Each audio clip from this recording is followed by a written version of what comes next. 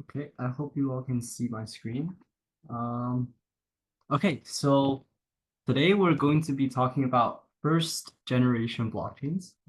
Okay, so first let's go over the agenda for today. So today we're going to go over some questions that any of you might have. Then we're going to do a quick recap of what we talked about last week, and then we're going to talk about something called UTXOs. I'll explain what that is later.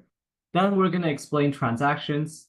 Then we're going to talk about blockchains, and then lastly we're going to talk about validation and just give a brief introduction to the validation algorithm of blockchains to sort of see how everything is still secure despite having no central authority.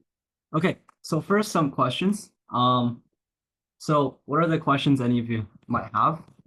Uh, if you don't have any right now, that's fine. Just send them in chat. And I've already seen some questions about like wallets and stuff in chat. So I'll go over that right now in the quick recap.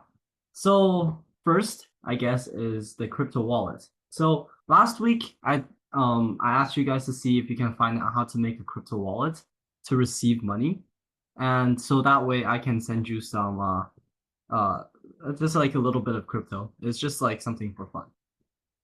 But I've received one wallet address so far. So I'll guess, and I'll be sending out the crypto this week. So I guess I'll just go over figuring out how to make a crypto wallet. So last week, last week, sorry, we talked about how there's two types of wallets. One is a cold wallet, one is a hot wallet. So cold wallets are wallets that are offline and you store your data on a local drive, so like a USB, your computer, etc. And a hot wallet is a wallet that stores your information online. So I think just for the sake of like just for the sake of like being it being a bit easier, I'll just be going over how to make a hot wallet. And I think the simplest one, at least that I have found, is Coinbase. I think that's like the simplest thing that I have seen so far.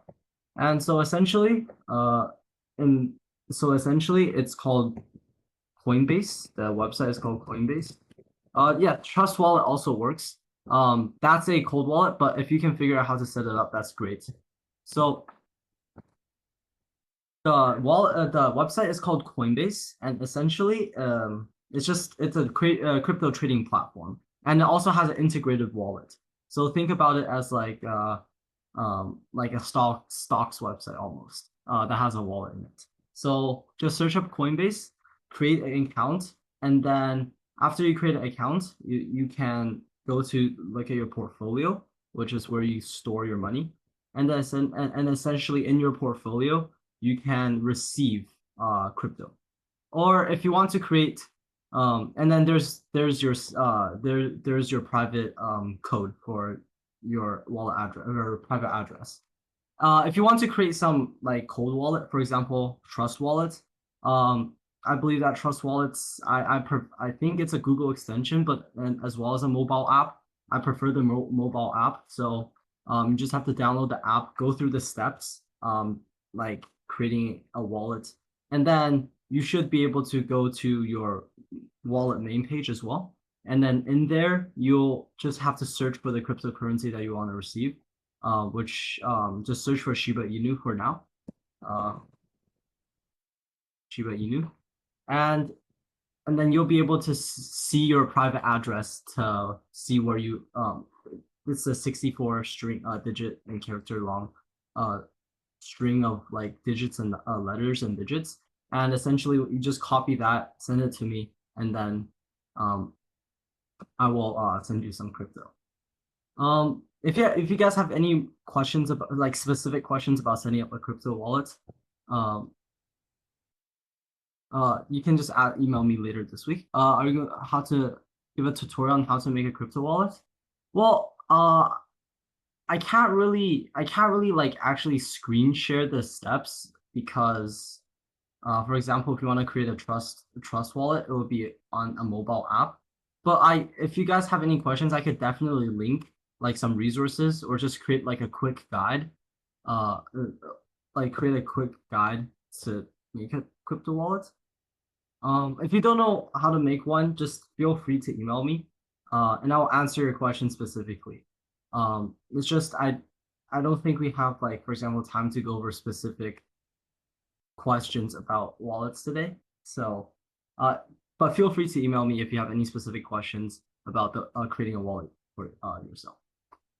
Okay, so let's go over the medium one concepts.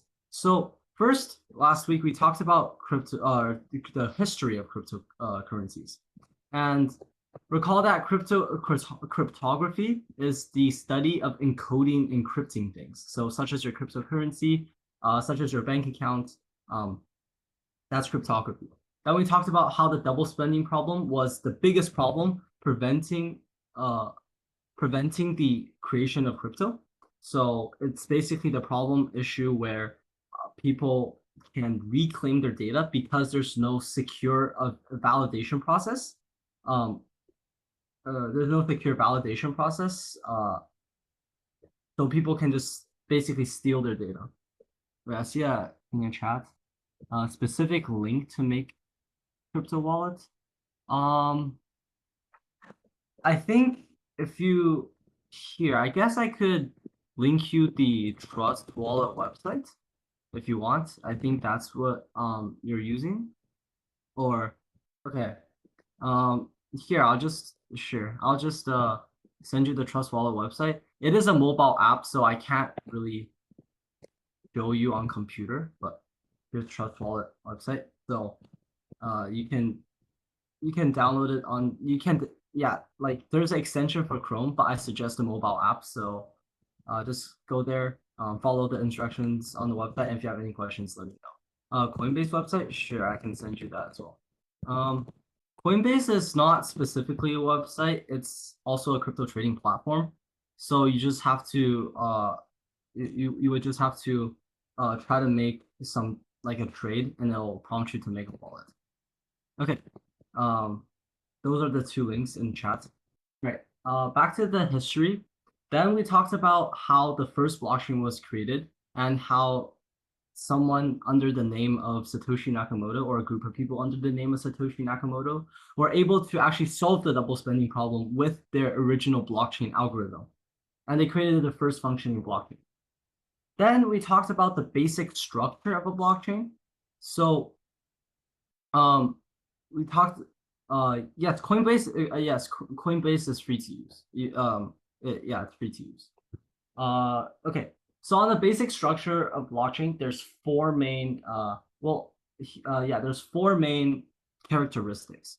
So first is peer-to-peer or decentralized, which means there's no central authority, and that whenever you're engaging in a transaction, it's just between you and the recipient, and there's no other third party that acts as authority.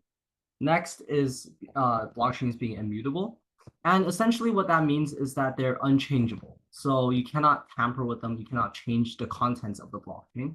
And we'll discuss how that is this week or just in a bit. Third is being distributed. And being distributed just means that the information is stored on all the a copy of the information is stored by all the participants or all the nodes of a blockchain. So everyone is able to access the information of blockchain, and everyone actually plays a role in creating new blocks and validation for blockchains. And then last is ledger-like. It's just what it sounds like. Blockchain is able to store data like a ledger. Lists down the transactions and the information. And so I've talked a lot about transactions, which is and transactions are the basic elements of a blockchain, right? Transactions are validated, then broadcasted, and many broadcasted transactions form block, and the blocks then chain together to form the blockchain. And the blocks go through a validation consensus protocol to select the next block that is added, and to make sure everything is secure. We'll talk a little more about that this week. And the third thing we talked about last week is applications of blockchain, such as in cryptocurrencies or logistics, data management. And today we're going to talk more about the applications of three different types of blockchains, and then also the specific and also the specifics of how blockchains work. So now we've talked about the basic structure of blockchains. We can go more in depth about the structure. So today we're going to try and work our way up. So starting from the most fundamental components of blockchains, and then seeing how those very small components make up larger components, which make up larger components, which make up larger and larger components until they make up the chain. So what are UTXOs? That's the first topic for today. And UTXOs stand for unspent transaction outputs. So unspent, U, transactions, TX, and O's is outputs. So what are UTXOs? So the first thing we have to discuss when discussing transactions or when talking about transactions in a blockchain, in the context of a blockchain, is a UTXO. So what are UTXOs and how does it sort of play into a transaction? So a UTXO is an input and an output generated by a transaction. So what that means is essentially UTXOs are the components of a transaction. You can think of them as the building blocks of a transaction. So, or you can think about it as like a receipt or a bill you get after paying something or eating something at a restaurant. It's the inputs. So, for example, the food you ordered to a transaction and the outputs. So that's a bill you have to pay after the transaction. So the UTXO also represents the amount of cryptocurrencies that's been authorized by the sender and is available for the receiver. So UTXOs just contain all that information as an input for a transaction. And a set of UTXOs, so meaning all the UTXOs in a blockchain network, so every single transaction has at least one or more UTXOs, and then think about all the transactions in the block and all the blocks. So that's a lot of UTXOs, right? And all of these UTXOs together define the state of the blockchain. So what does that mean? For example, you can think about it as atoms build up everything in real life. So everything that you can see, or not just you can see, but everything in the world, right, is built up of fundamental building blocks like atoms. And UTXOs are just these building blocks for blockchains. And so these UTXOs define what a blockchain is. So now that we sort of have an idea of what UTXOs are and what it means, now we can talk about the structure of a UTXO. So what is included in a UTXO? What role does it play in a transaction? And what specific, like for example, information, etc. it includes. So the structure of a UTXO. A UTXO includes four main things, I would say. And the first of which being a unique identifier of the transaction that created this UTXO. So every transaction is different. It's different time, perhaps different people, perhaps different amounts. And so UTXOs contain the transaction ID, something that identifies the transaction in the first place. It's essentially a very long string of characters. Like you have probably seen with a lot of blockchain stuff. So for example, a wallet address, or when I was showing you guys last time, the block hash, everything has a very long string of characters. And this is just the encrypted and specific ID for different things. And so UTXO contains this ID for a transaction.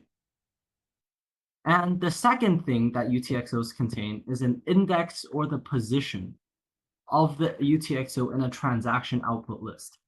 So what does that mean? That sounds pretty complicated, right? So in a transaction, usually there are multiple output UTXOs. And in a block, there are many transactions. So how do you sort of identify which UTXO is supposed to go where? So a UTXO contains a unique identifier for itself, which is a unique index, right, for itself that identifies the position it should be in. So let's say a block has 10,000 transactions, and these 10,000 transactions each have like 3 or 4 output UTXOs. Then the UTXOs have a unique index to identify where they are supposed to fit in all of the transactions in the block. The third thing that UTXOs contain is a value or the amount that it is good for. So when you're when you're engaging in some sort of transaction, either you're sending someone some amount of money or someone is sending you an amount of money. And so a UTXO specifies what that amount of money is. And the last thing that the UTXO contains is sort of optional, but it's the conditions in which it can be spent. So, for example, a UTXO might contain that this transaction's money can only be spent after X amount of time.